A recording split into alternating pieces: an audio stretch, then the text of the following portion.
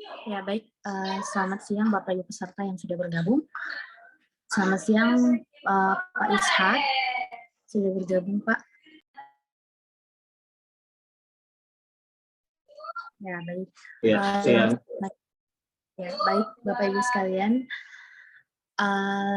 Assalamualaikum warahmatullahi wabarakatuh.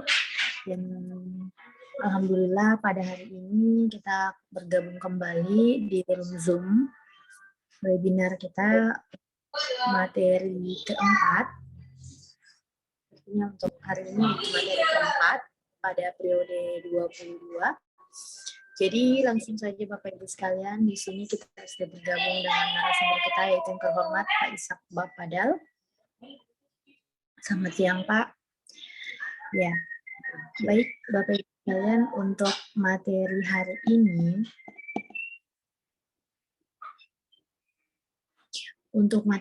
ini, yaitu audit peraturan teknis persetujuan lingkungan yang akan dibawakan oleh narasumber kita yaitu Bapak Ishak Bapadal STMT. Beliau merupakan ahli teknik lingkungan. Baik, langsung saja Bapak Ibu sekalian, dengan hormat kami persilakan kepada narasumber kita untuk membawakan materi ini. Silakan Pak.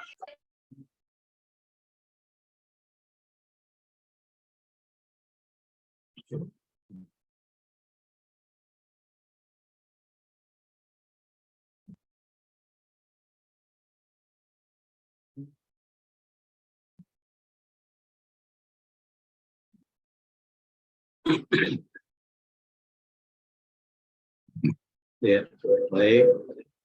Bismillahirrahmanirrahim. Assalamualaikum warahmatullahi wabarakatuh. Dan selamat siang. Ya, terima kasih. Saya mencoba memaparkan terkait audit Pertek Persetujuan Lingkungan. Di mana Pertek ini merupakan salah satu persyaratan di saat kita ingin membuat persetujuan lingkungan atau yang dulu dikenal dengan nama dokumen lingkungan hidup.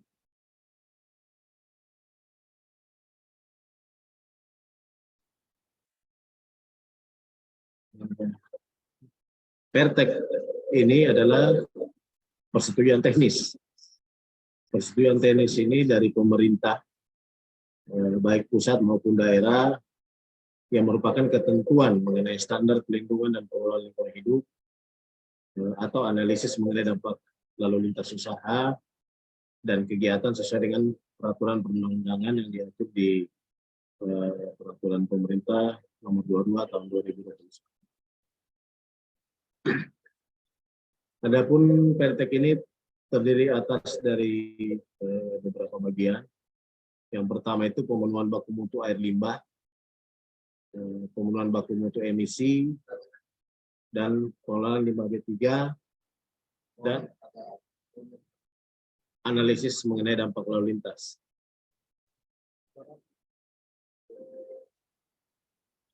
Di mana kalau dulu sebelum adanya aturan yang terbaru, pihak pengusaha itu yang mengurus izin lingkungannya atau persetujuan lingkungan itu belum berkewajiban membuat Pertek, tetapi membuat izin khusus terkait pemenuhan baku mutu air limbah, baku mutu emisi, baku mutu pengelolaan limbah B3, dan mengenai dampak lalu lintas. Kalau sekarang digabung dalam bentuk Pertek.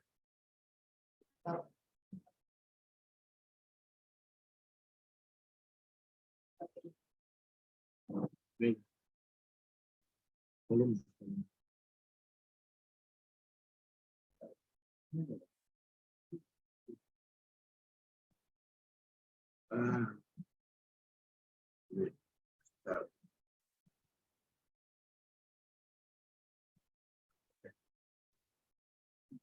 Di mana Pertek ini paling sedikit memuat terkait standar teknis pemenuhan baku mutu lingkungan hidup, pengelolaan limbah B3, atau analisis mengenai dampak lalu lintas, standar kompetensi sumber daya manusia terkait baku mutu lingkungan hidup, pengelolaan limbah B3, dan analisis mengenai dampak lalu lintas, serta sistem manajemen lingkungan. Di Pertek juga ini sudah dimuat bahwa pihak pengusaha, pihak yang berkewajiban mengurus persetujuan lingkungan hidup itu wajib menyiapkan dana penjaminan untuk pemulihan fungsi lingkungan hidup sesuai dengan ketentuan peraturan perundang-undangan. Juga wajib menyampaikan laporan pelaksanaan persyaratan kewajiban perizinan berusaha atau persetujuan pemerintah terkait persetujuan lingkungan secara berkala setiap 6 bulan sekali. Laporan ini seperti yang di materi yang lalu, yaitu berupa laporan pemantauan yang wajib dilakukan setahun minimal 2 kali atau setiap semester.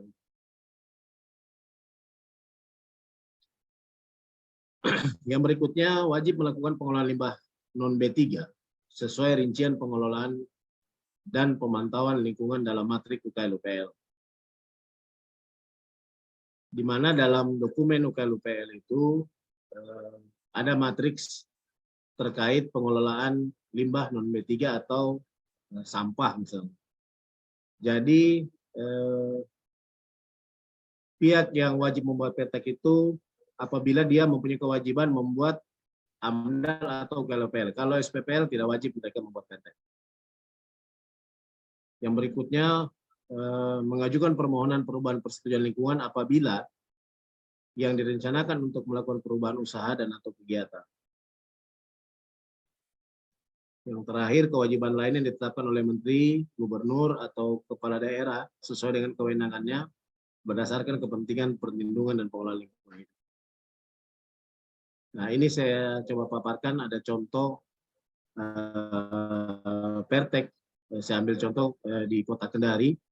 Ini ditujukan kepada pihak universitas waktu membuat kegiatan Rumah Sakit Pendidikan Universitas Haloleo. Nah, ini contoh Pertek yang diterbitkan oleh Dinas Lingkungan Hidup. Pasca Pertek itu terbit, ada yang kan juga setelah Perteknya ada, itu diterbitkan surat kelayakan operasional untuk di bidang kegiatan masing-masing, apakah B3 atau limbah cair atau kegiatan apa. Ini juga dikeluarkan oleh Dinas Lingkungan Hidup. Demikian sementara materi dari saya. Sebentar ada juga saya akan sharekan contoh dokumen Pertek yang dibuat oleh badan usaha.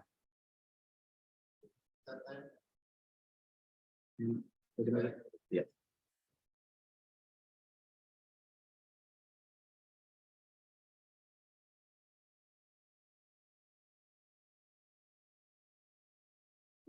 Ya.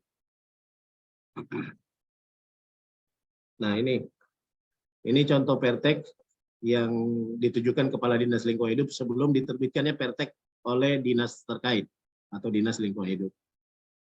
Nah, ini contohnya ditujukan ke Dinas Lingkungan Hidup.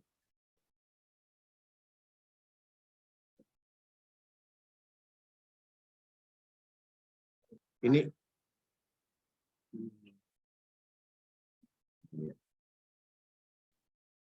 nah, ini contoh persetujuan teknis pembuangan air limbah ke badan air permukaan oleh Dinas Lingkungan Hidup. Ini dimuat, ini standar teknisnya. Ini untuk kegiatan tempat pembuangan air. Ini contohnya. Terus sumbernya dari mana? Sumber dan jenis limbah yang akan dibuang itu apa-apa saja. Kandungannya apa-apa saja. Kalau neraca air lindi ini khusus untuk TPA. Tapi kalau misalnya untuk kegiatan yang menghasilkan limbah domestik, contohnya misalnya restoran, itu tidak wajib membuat ini. Cukup neraca air limbah yang biasa, bukan air lindi. Termasuk perhitungan debit air hujan, ini khusus untuk TPA.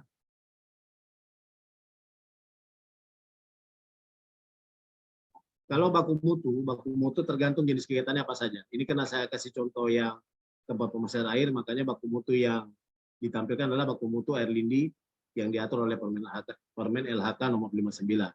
Kalau untuk kegiatan-kegiatan lain, kalau misalnya contoh restoran, dia mengacu kepada Permen LHK nomor 56 untuk baku mutu.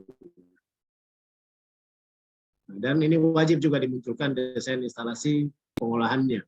Kalau untuk TPA berarti pengolahan lindi, kalau untuk kegiatan domestik maupun ketiga berarti untuk instalasi pengolahan air limbahnya.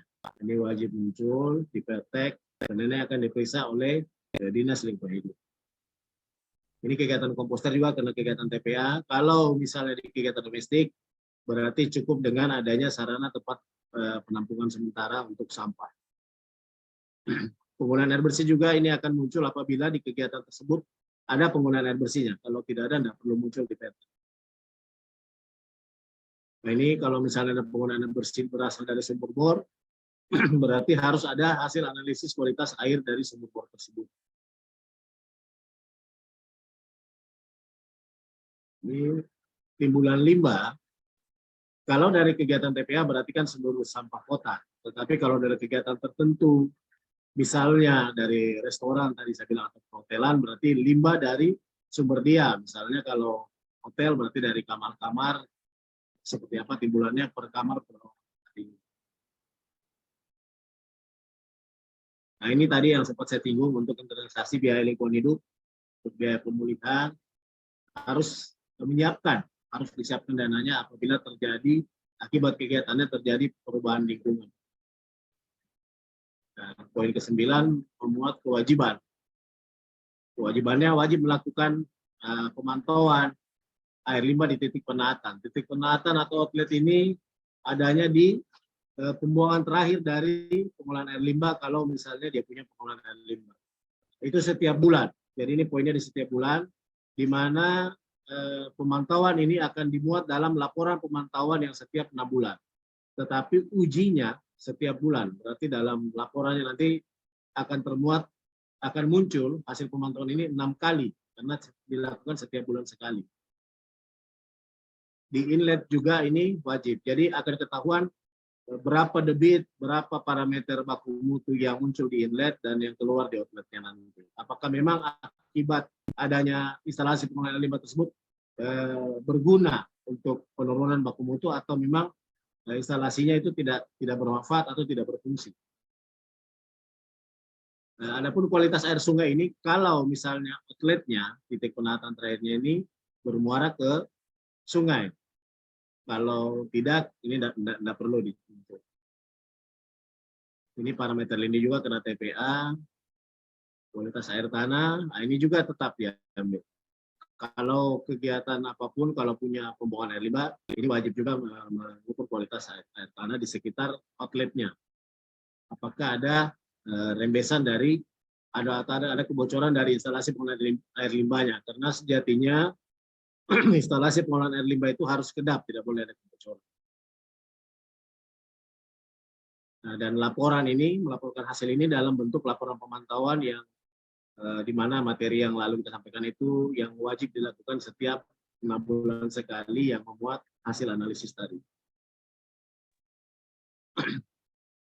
Dan poin berikutnya memuat sistem manajemen lingkungan di mana pelaku usaha atau kegiatan wajib melaksanakan sistem manajemen lingkungan yang terdiri dari perencanaan, pelaksanaan, pemeriksaan, dan tindakan. Artinya tindakan ini kalau dari hasil pemeriksaannya atau pelaksanaannya ada perubahan lingkungan, ada kenaikan baku mutu, pencemaran, berarti tindakannya seperti apa yang harus mereka lakukan. Apakah mungkin perbaikan instalasinya atau seperti apa. Periode uji coba instalasi air limbah minimal 2 bulan sekali. Ini karena daya terbitnya November dan prakteknya terbit di awal tahun, makanya diwajibkan di April dan Mei.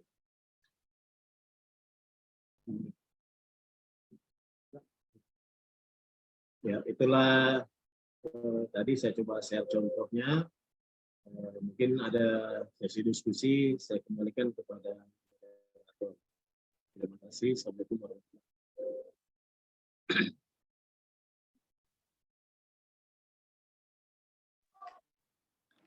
Ya, baik Pak, terima kasih Pak untuk pemaparannya Ya,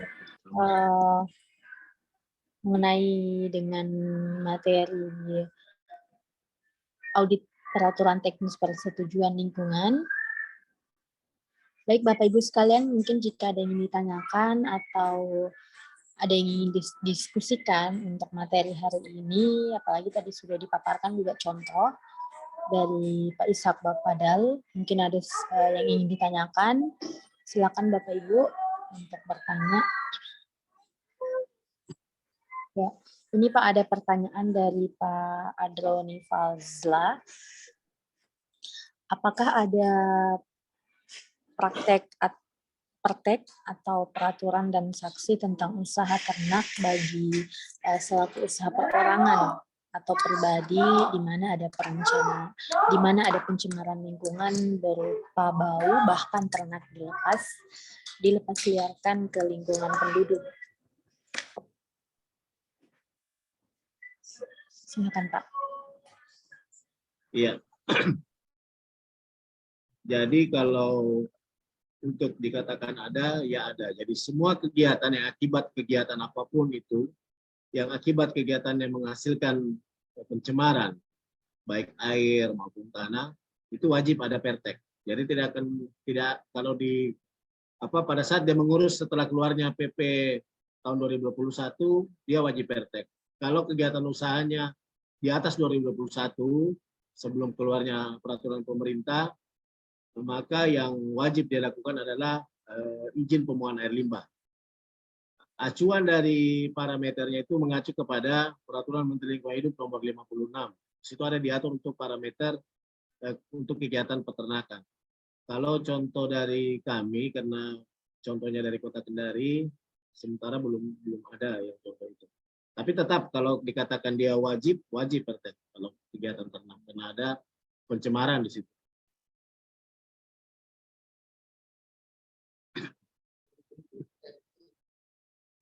Ya, baik Pak. Cukup Pak. Ya. Untuk jawaban dari Pak Ishak untuk pertanyaan Pak Adroni Fazla, semoga membantu ya Pak Adroni Fazla. Oh iya, saya tambahkan sedikit terkait kalau sanksi, itu ada memang sanksi. Jadi kalau misalnya izin atau peraturan teknisnya dia tidak memiliki si pihak pengusaha ternak ini, maka sanksi itu ada tahapannya. Jadi sanksi oleh dinas terkait dalam hal ini lingkungan hidup itu yang pertama adalah sanksi administrasi berupa teguran. Itu biasanya teguran itu berlaku 90 hari kerja, jadi 3 bulan, 90 hari kalender. Setelah 3 bulan dia tidak mengindahkan, maka ada namanya paksaan pemerintah, itu diatur dalam undang-undang. Paksaan ini berupa pencabutan izin. Artinya kalau izinnya sudah dicabut, berarti kegiatan tersebut tidak boleh lagi jalan. Ada pelanggaran undang-undang di situ, ada sanksi pidana di situ. Iya. Iya, baik Pak. Terima kasih Pak untuk Pak Adroni Fazla. Jadi itu sanksi yang diberikan untuk usaha ternak bagi pelaku usaha perorangan atau pribadi terhadap pencemaran lingkungan. Iya, berarti kalau pribadi ini skalanya skala kecil ya. Jadi tadi ada saya jelaskan di materi bahwa yang wajib pertek itu yang wajib AMDAL dan UKL-UPL. Artinya kalau pribadi berarti dia cuma SPPL, tapi misalnya di hidup. Artinya dia tidak wajib pertek, hanya tetap wajib membangun instalasinya, wajib membangun treatment untuk supaya kotoran ternaknya, limbah dari sumber ternak pribadi tadi itu tidak mencemari ke lingkungan. Nah, adapun dari pihak pemerintah juga bisa mencabut dokumen SPPL-nya apabila instalasi tersebut pada saat turun pengawasan dari lingkungan hidup bahwa mereka tidak mengindahkan, tetap tidak membangun, kendati pun tidak wajib memiliki pertek, tapi tetap wajib memiliki instalasi. Seperti itu. Iya, baik Pak. Terima kasih Pak. Selanjutnya Pak, dari Pak Adroni Fazla, bagaimana jika kegiatannya tidak ada izin Pak? Apakah masyarakat boleh membuat aduan ke Bapedal setempat? Iya, benar sekali. Jadi memang di Dinas Lingkungan Hidup atau dulunya namanya Bapedal, itu ada bagian pengaduan. Jadi bisa, Pak. Sangat dimungkinkan untuk melakukan pengaduan sehingga tim dari bidang penaatan atau pengawasan lingkungan hidup itu akan turun melihat kondisi di tempat peternakan tersebut. Seperti itu.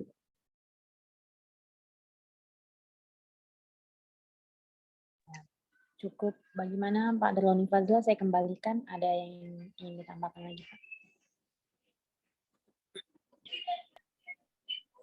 Ya, baik Pak. Terima kasih Pak untuk jawabannya.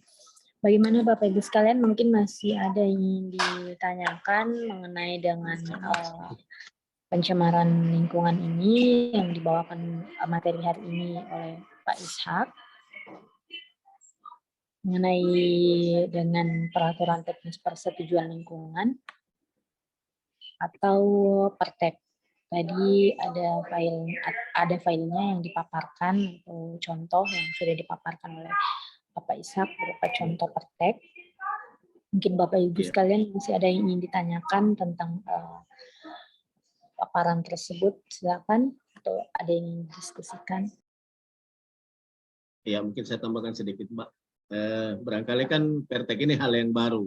Jadi persetujuan teknis ini kalau dulu era sebelum keluarnya peraturan pemerintah nomor 22 tahun 2001 itu, Pertek ini nama lainnya adalah izin PPLH atau izin pemantauan dan pengelolaan lingkungan hidup. Izin ini wajib dimiliki setiap badan usaha yang akibat kegiatannya mengakibatkan pencemaran air, udara, ataupun tanah. Sekarang nama izin PPLH ini berubah alih menjadi Pertek. Jadi sebelum kegiatan berjalan ini wajib dilakukan. Kalau dulu kan setelah kegiatan berjalan baru terkadang instansi terkait dalam hal ini dinas lingkungan hidup baru mempertanyakan izin PPLH-nya. Jadi sekarang lebih ketat sebenarnya kalau dinas terkait itu bidang pengawasannya giat untuk turun memantau setiap kegiatan usaha yang mengakibatkan pencemaran di daerah masing-masing. Baik Pak, terima kasih Pak untuk tambahannya. Jadi Bapak Ibu sekalian, silakan, masih banyak waktu untuk melakukan diskusi atau pertanyaan dengan narasumber kita mengenai dengan peraturan teknis persetujuan lingkungan.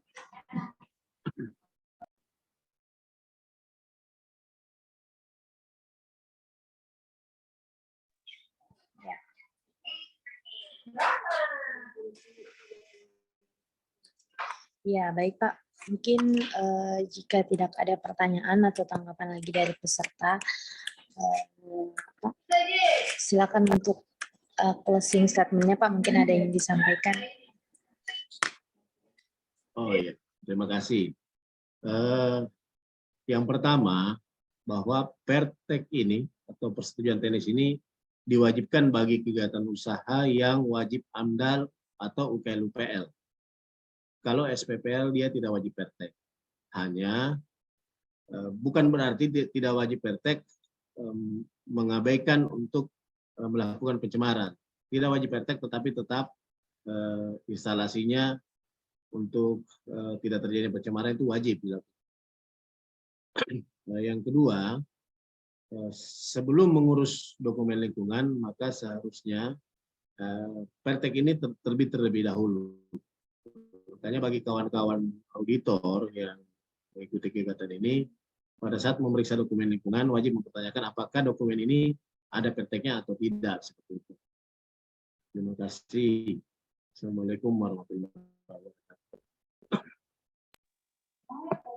Baik Pak, terima kasih Pak untuk closing statement-nya. Jadi dari closing statement tadi kita bisa mengambil bahwa pentingnya penerbitan Pertek terlebih dahulu sebelum dilakukan sikap lanjutan sebelumnya. Baik Bapak Ibu sekalian, mungkin itu untuk webinar hari ini. Terima kasih Pak Ishak untuk dari hari ini. Semoga apa yang disampaikan bermanfaat untuk Bapak Ibu peserta yang mengikuti materi hari ini. Kurang dan lebihnya mohon dimaafkan. Terima kasih sekali lagi Pak. Terima kasih Bapak Ibu yang sudah bergabung. Itu dari kami. Mohon maaf apabila ada kesalahan. Sampai jumpa kembali di webinar selanjutnya atau di materi selanjutnya. Saya akhiri dengan ucapan wassalamualaikum warahmatullahi wabarakatuh. Dan selamat siang. Waalaikumsalam warahmatullahi wabarakatuh. Terima kasih, Pak.